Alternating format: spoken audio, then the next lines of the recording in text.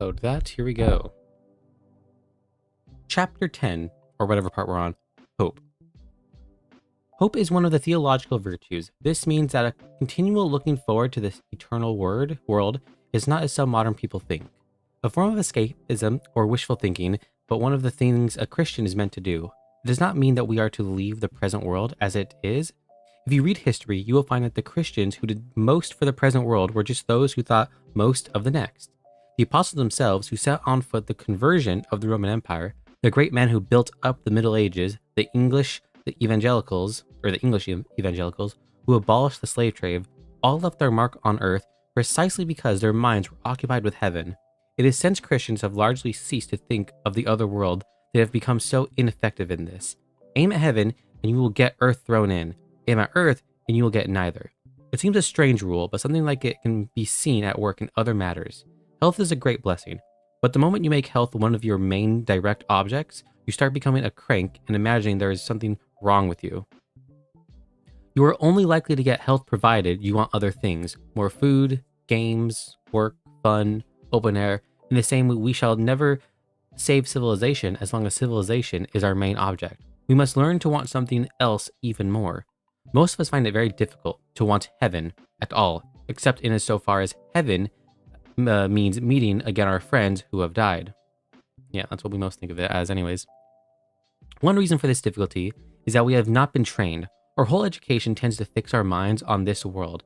Another reason is that when the real want for heaven is present in us, we do not recognize it. Most people, if they really had learned to look into their own hearts, would know that they do want and want acutely something that cannot be had in this world. There are all sorts of things in this world that offer to give it to you, but they are never quite kept to their promise. The longings which arise in us when we first fall in love, or first think of some foreign country, or first take up some subject that excites us, are longings which no marriage, no travel, no learning can really satisfy. I am not now speaking of what would be ordinarily called unsuccessful marriages or holidays or learned careers.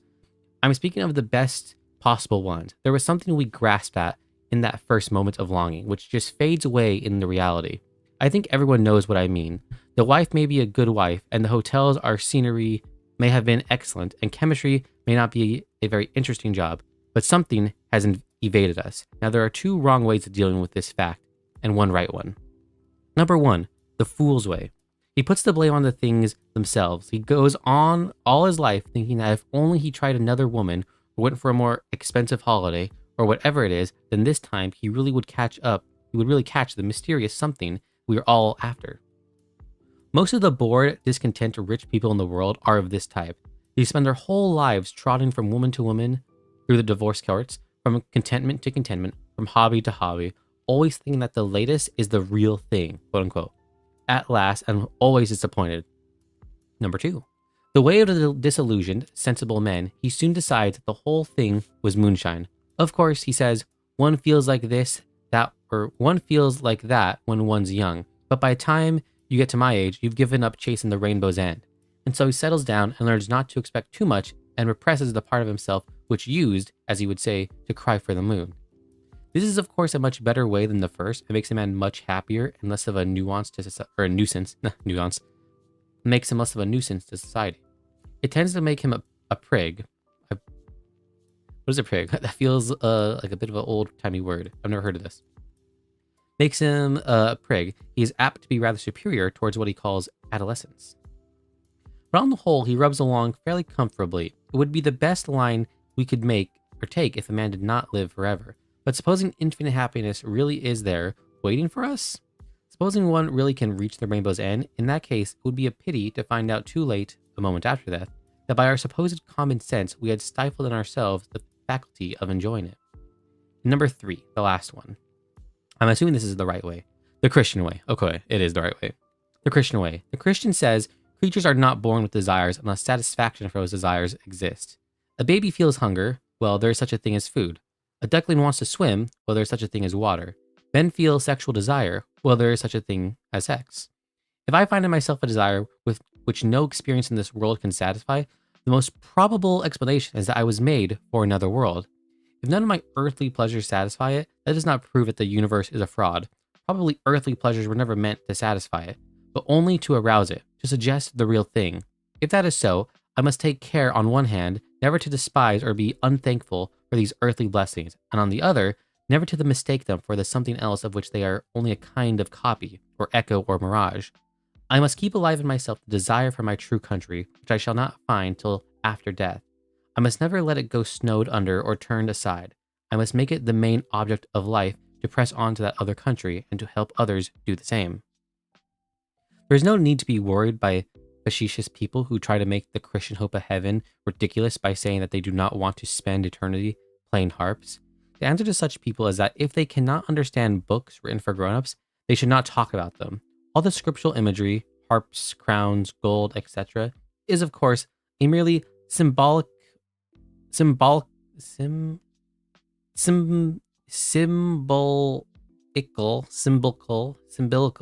attempt to express the inexpressible. Musical instruments are mentioned because for many people, not all, music is the thing known in the present life which most strongly suggests ecstasy and infinity. Crowns are mentioned to suggest the fact that those who are united with God in eternity share his splendor and power and joy. Gold is mentioned to suggest the timelessness of heaven. Gold does not rust, and the preciousness of it. People who take these symbols literally might as well think that when Christ told us to be like doves, he meant that we are to lay eggs. Actually a really nice, funny, wise way to end it on. What was this chapter called? Hope. Okay. He's saying theological virtues. It means continue looking forward. Okay. I think I get what he's saying here with the chapter name and such by calling it hope. So my read from that whole just one chapter, right? And talking about hope and also then mentioning, so looking forward to the future or for things out of this world, right? If you aim for this thing, and it kind of reminds me of like that saying, I was gonna say old saying, but I think it's fairly new. Life is like a treadmill, right?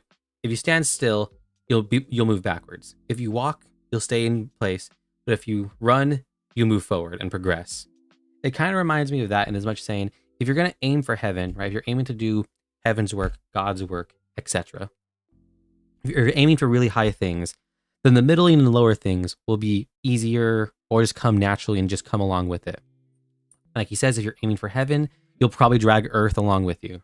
So it's like, if you're aiming to be super successful, whatever, make a lot of money, be charismatic, be liked by many, or just do a certain thing really, really well, you'll probably just naturally end up taking like your family, your friends, your house, maybe your car, your church people, family, friends, etc. Right? You're gonna probably end up dragging people with you anyways. So it's very similar to that, more or less. And what he's saying as well with, we have these feelings and needs, which also kind of help prove. And he mentions it, I think, in like the first few chapters of like, we eat food because we hunger. We have a desire for food, right? We hunger, so we need food. We feel thirst because we need water, or water exists because we feel thirst, vice versa. And because we feel a spiritual need, right? We feel otherworldly, other dimensionally plane desires existence, right? Like obviously like a spiritual desire, a spiritual need.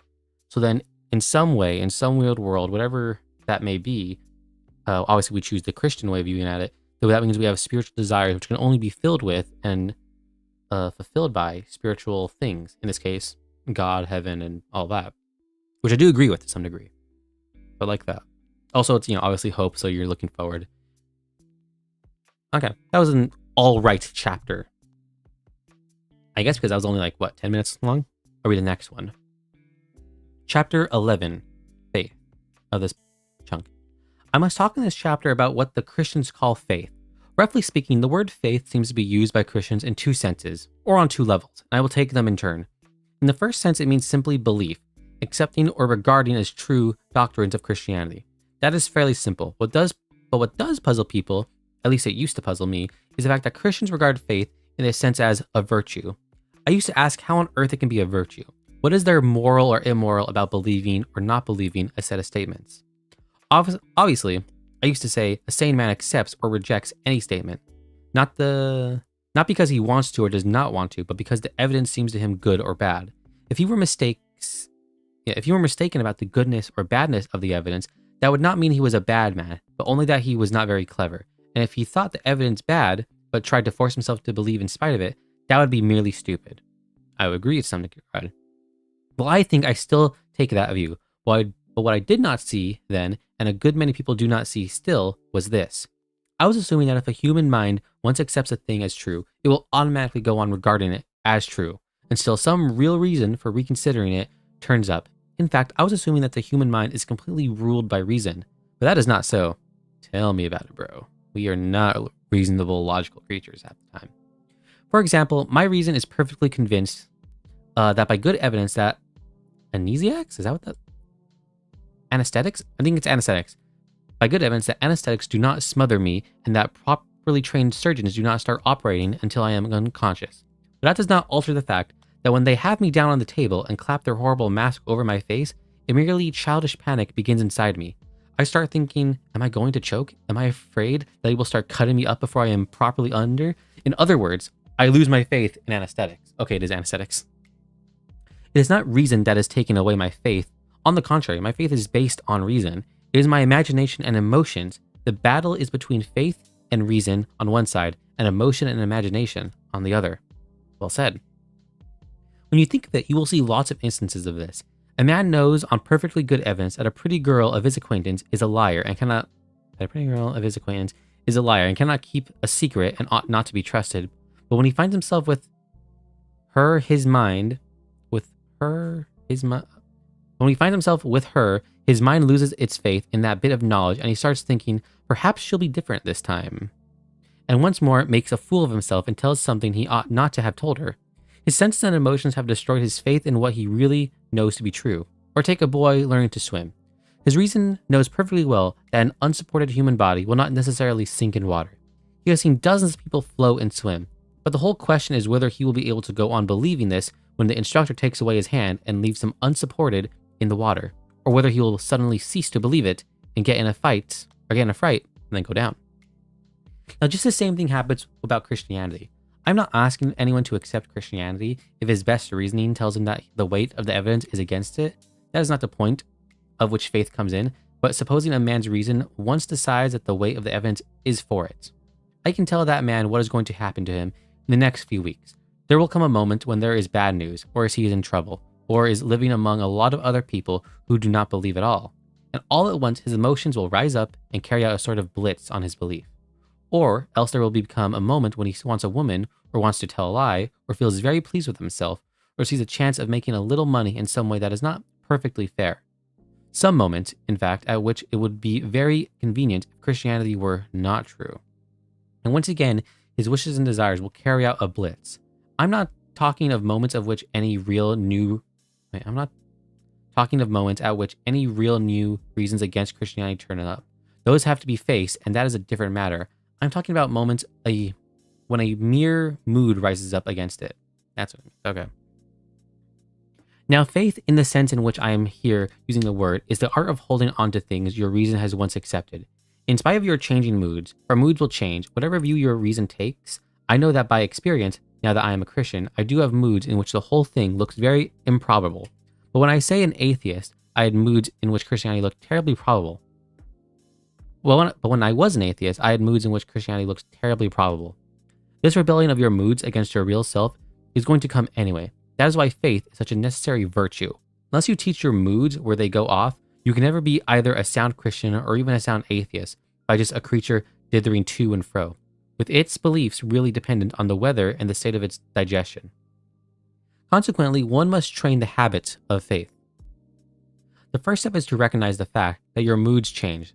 The next is to make sure that if you have once accepted Christianity, then some of its main doctrines shall be deliberately held before your mind for some time every day. That is why daily prayers and religious readings and church going are necessary parts of the Christian life. We have to be continually reminded of what we believe. Neither this belief nor any other will automatically remain alive in the mind. It must be fed.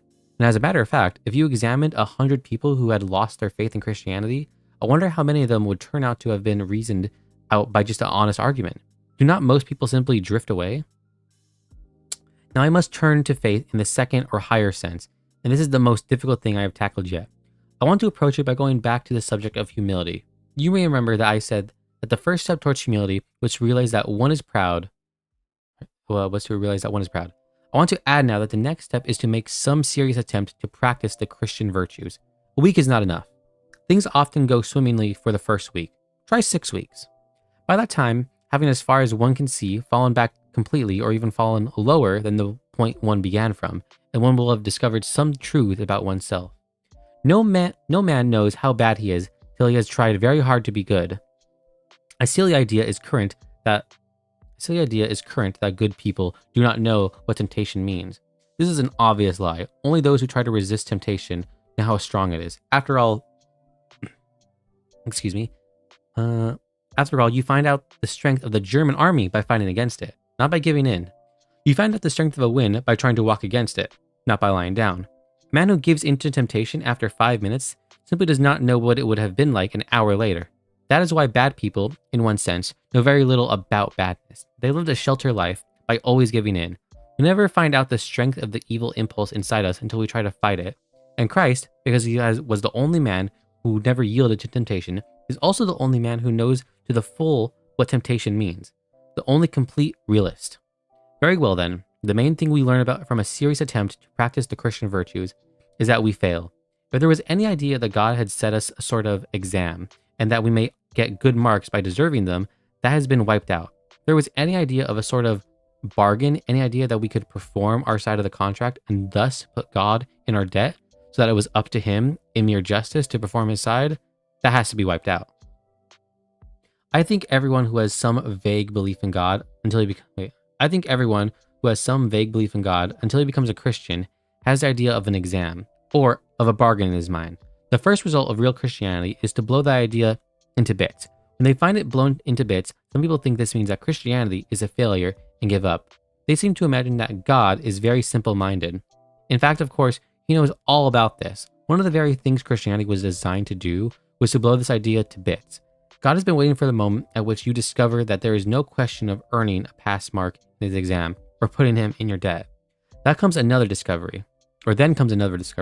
Every faculty you have, the power of thinking or of moving your limbs from moment to moment, is given to you by God. If you devoted every moment of your whole life exclusively to his service, you could not give him anything that was not in a sense his own already. So that when we talk of a man doing everything for God or giving everything to God or anything, I will tell you what it is really like. It is like a small child going to its father and saying, "Daddy, give me 6 pence to buy you a birthday present." I don't know what that word is. Of course, the father does, and he is pleased with the children's present. It is a very nice and proper, but only an idiot would think that the father is 6 pence to the good on the transaction. When a man has made these 2 discoveries, God can really get to work. It is after this that real life begins. That man, or the man, is awake now. We can go now on to talk of faith in the second sense. Oh, a 2-parter. How many chapters is this? Or pages, whatever. It's fairly long, but it's all together, so I'll try and finish it off here all together. Hasn't been that long. Faith part 2. I want to start by saying something that I would like everyone to notice carefully. It is this. If this chapter means nothing to you, if it seems to be trying to answer questions you never asked, drop it at once. Do not bother about it at all. There are certain things in Christianity that can be understood from the outside before you have to become a Christian. But there are a great many things that cannot be understood until after you have gone a certain distance along the Christian road. These things are purely practical, though they do not look as if they were. They are distractions for dealing with particular crossroads and obstacles on the journey, and they do not make sense until a man has reached those places. Whenever you find any statement in Christian writings which you can make nothing of, do not worry. Leave it alone. There will come a day, perhaps years later, when you suddenly see what it meant. If one could understand it now, it would only do one harm. Of course, all this tells against me as much as anyone else. The thing I'm going to try to explain in this chapter may be ahead of me. I may be thinking I have gotten there when I have not. I can only ask instructed Christians to watch every carefully and tell me when I go wrong, and others to take what I say with a grain of salt as something offered, because it may be a help, not because I am certain that I am right. Let me get a drink of water real quick.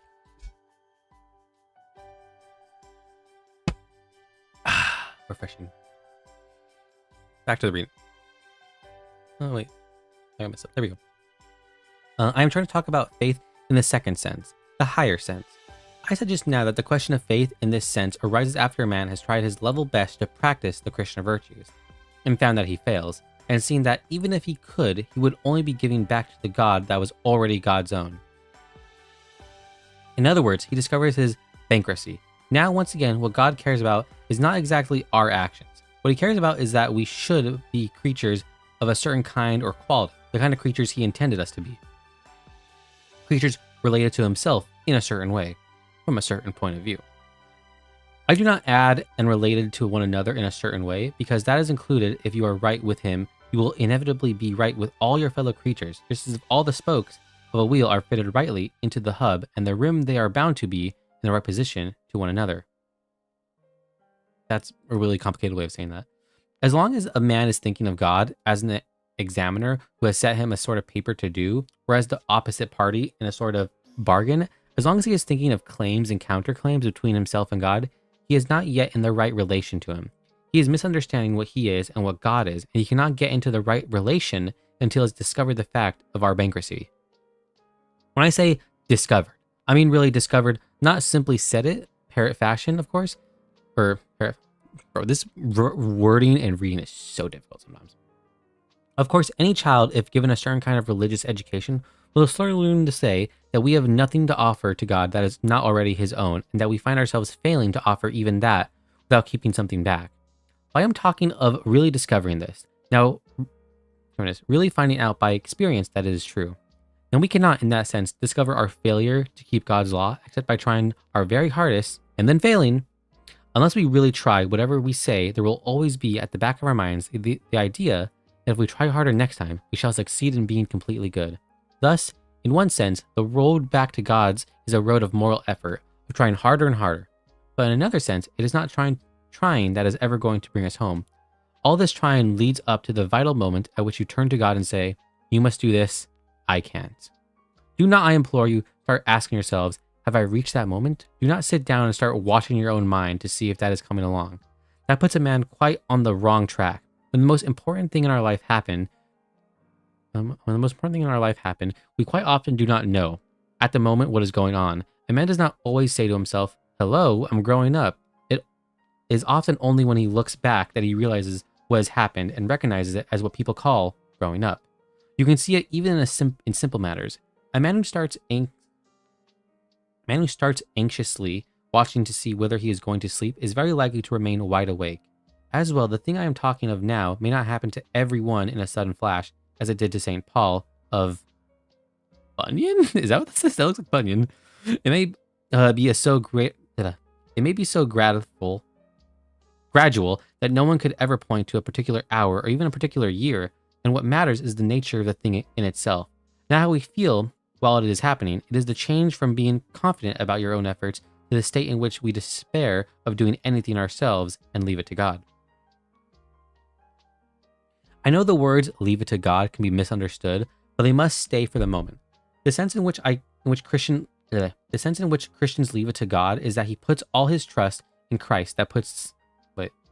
The sense in which a Christian leaves it to God is that he puts all his trust in Christ. Excuse me. He puts his trust in Christ. Trust that Christ will somehow share with him the perfect human obedience which he carried out from his birth to his crucifixion. That Christ will make the man more like himself and, in a sense, makes good his deficiencies. In Christian language, he will share his sonship with us, will make us like himself, sons of God. In book, I think it says 4 in Roman numeral, I shall attempt to analyze them. He even offers everything for nothing. In a sense, the whole Christian life consists in accepting that very remarkable offer. But the difficulty is to reach the point of recognizing that we all have done and can do is nothing. What we should have liked would be for God to count our good points and ignore our bad ones. Again, in a sense, you may say that no temptation is ever overcome until we stop trying to overcome it. Throw up the sponge. But then you could not stop trying in the right way and for the right reason until you had tried your very hardest. And in yet another sense, handing everything over to Christ does not, of course, mean that you stop trying. To trust him means, of course, trying to do all that he says. There would be no sense in saying you trusted a person if you would not take his advice. Thus, if you have really handed yourself over to him, it must follow that you are trying to obey him, but trying in a new way, a less worried way. Not doing these things in order to be saved, but because he has begun to save you already. Not hoping to get to heaven as a reward for your actions, but inevitably wanting to act in a certain way because a first faint gleam of heaven is already inside of you. Christians have often disputed as to whether what leads the Christian home is good actions or faith in Christ. I have no right really to speak on such a difficult question, but it does seem to me like asking which blade is a pair of scissors is most necessary. A serious moral effort is the only thing that will bring you to the point where you grow, where you throw up the sponge. Faith in Christ is the only thing to save you from despair at that point, and out of that faith in Him, good actions must inevitably come. There are two parodies of the truth which different sets of Christians have. In the past, been accused by other Christians or believing perhaps they may make the truth clear. One set were accused of saying good actions are all that matters. The best good action is charity. The best kind of charity is giving money. The best thing is to give money to the church. So hand over, I'm going to change it to $10,000 and we will see you through. The answer to that nonsense, of course, would be that good actions done for that motive, done with that idea that heaven can be bought, would not be good actions at all, but only commercial speculations. The other set were accused of saying faith is all that matters. Consequently, if you have faith, it does not matter what you do. Sin away, my lad, and have a good time, and Christ will see that it makes no difference in the end. The answer to that nonsense is that if what you call your faith in Christ does not involve taking the slightest notice of what he says, then it is not faith at all. Not faith or trust in him, but only intellectual acceptance of some theory about him. Love that. The Bible really seems to clinch the matter when it puts the two things together into one amazing sentence. The first half is, work out your own salvation with fear and trembling, which looks as if everything depended on us and our good actions. But the second goes on, for it is God who worked in you, which looks as if God did everything and we nothing. I am afraid that is the sort of thing we come up against in Christianity. I am puzzled, but I am not surprised. You see, we are now trying to understand and to separate into watertight compartments what exactly God does or what man does when God and man are working together. And of course, we begin by thinking it is like two men working together, so that you could say, he did this and I did that. But this way of thinking breaks down. God is not like that. He is inside you as well as outside. Even if we could understand who did what, I do not think human language could properly express it. In the attempt to express it differently, churches say different things, but you will find that even those who insist most strongly on the importance of good actions tell you that you need faith, and even those who insist most strongly on faith tell you to do good actions. At any rate, that is as far as I can go. I think all Christians would agree with me if I said that though Christianity seems at the first to be about morality, all about duties and rules and guilt and virtue, yet it leads you on out of all that into something beyond. One has a glimpse of a country where they do not talk of those things except perhaps a joke. Everyone there is filled full with what we should call goodness, as a mirror is filled with light. But they do not call it goodness. They do not call it anything. They are not thinking of it.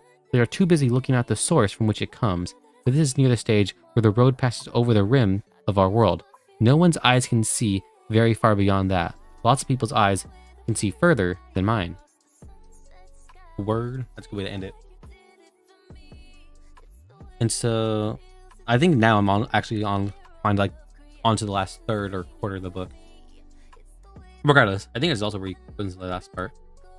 That'll be a good way to end it here. To get into final thoughts here on those last two chapters about faith. I think the first part was fine. I think it's mostly just set up. But I think also it's actually extremely interesting. I think it's actually somewhat bogged down or brought down by the language he's using, because it's just harder to read. And so it's just harder to say process and stomach and digest and think about, because you're kind of like trying to think, wait, what did he say? Right? What is this like old English type of like wording I'm reading, I do also get his point here at the end, and I've heard it actually kind of before. Faith is all that matters consequently. Okay, so it's about this idea of the economy that some churches, sects of Christianity, etc. people have, where it's like, oh, faith is all that matters, right? As long as you have faith in Jesus, you're good. And the other one is like saying, all the works is what matters, and that's what's good. Which I think both is like whatever, right? And like he says there, you kind of need both. You end up having a combination of both, inevitably, right? Where it's one is saying, oh, faith is all that matters, and because you have this great faith, you should do these good things. And the other one, right, is like, because you're doing these good things, you should have great faith. And I've heard this similar argument from other people. Where it puts the two things together into one. Yeah, but basically saying that you kind of vice versa, right? It's more or less that whole idea I find, right, of fake it till you make it, or like the things you do will like infect you and change you, and so you will inevitably, by doing good things or thinking good things and believing good things, like the faith side of it and also the acting part of it, the actual doing part of it, inevitably change each other. It's also similar to that saying, right, of what you think affects what you say, and what you say affects what you think. They're very much so more or less the same thing, or vice, it's all the same ingredients, but in like a different order. And so you're still getting the same type of dish, right? Like no matter if I throw eggs, milk, flour, sugar, whatever in a dish, whatever order I do it in, it'll probably more or less always turn into cookies or cake, whatever you do with that typically, and the rest of the ingredients. But you get the idea. You're doing like the same type of thing. You're taking the same ingredients, ideas, and you're combining it still to get that main idea thing here. And that's not all it is. Obviously, like he says, he feels like, he's being a little humble. I appreciate that. And saying that's like, this is what he thinks it is, and not to say that this is definitively it. This is just another guy, Christian, writing a book talking about what he believes to be true about those things. And like he says also here, like I like the part here he's questioning, like, what does that mean? Like, put your trust in God, or like, have all your faith in God, and trusting in him. Like, what does that mean? Which, as a literal, logical human being like myself, I just often struggle or think about that question in terms of thinking like, what do I literally do? Like, what do I go out in the world do? What do I buy? How do I spend my time, etc.? What am I literally doing, God? Or what is he literally doing? I would just like to know that. And it's not really so much that kind of. It's it's deeper than that. It's more than that. It's me doing things for him doing things in me or through me. It's a lot of things there. Because it's not exactly, and like I do like how he says, even if we could understand the English language, or just human beings couldn't really cognitize or describe it in the first place, what is literally going on or how it all works.